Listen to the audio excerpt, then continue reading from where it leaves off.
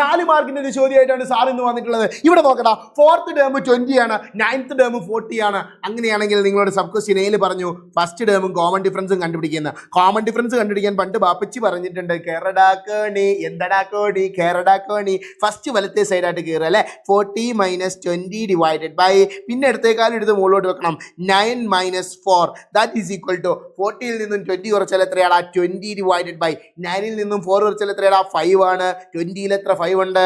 4 എണ്ണം ഉണ്ട് സാറേ. സോ കോമൺ ഡിഫറൻസ് കിട്ടി, 4 ആണ് കോമൺ ഡിഫറൻസ്. നെക്സ്റ്റ് എനിക്ക് ഫസ്റ്റ് ടേം കണ്ടുപിടിക്കണം. യെസ്, ഫസ്റ്റ് ടേം കണ്ടുപിടിക്കാൻ വേണ്ടി ഞാൻ ചോദിക്കട്ടെ, നിങ്ങളുടെ കയ്യിൽ 4ാമത്തെ ടേം ഉണ്ട്.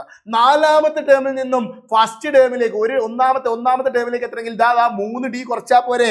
യെസ്, -3D കുറച്ചാൽ മതി. എത്ര ഡി കുറച്ചാൽ മതി? 3D കുറച്ചാൽ മതി. എന്നാ പറയും first term is equal to 4ാമത്തെ ടേം 20 ആണ് സാറേ. അതിൽ നിന്നും 3 പ്രാവശ്യം കോമൺ ഡിഫറൻസ് ആരാണ്? 4 ആണ്. ദാറ്റ് ഈസ് ഈക്വൽ ടു 20 - 3 × 4 എത്രയാടാ? 12 ആണ്. That is equal to 8. നമുക്ക് ഫസ്റ്റ് ടേം കിട്ടിയില്ലേ? ഫസ്റ്റ് ടേമും കിട്ടി, കോമൺ ഡിഫറൻസും കിട്ടി. സബ് ക്വസ്റ്റ്യൻ എ ഇവിടെ കഴിയുന്നു.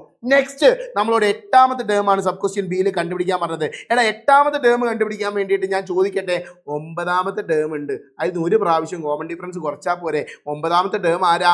9ാമത്തെ ടേം 40 ആണ്. 40യിൽ നിന്നും 4 കോമൺ ഡിഫറൻസ് കുറച്ചു, 36 ആൻസർ കിട്ടിയില്ലേ?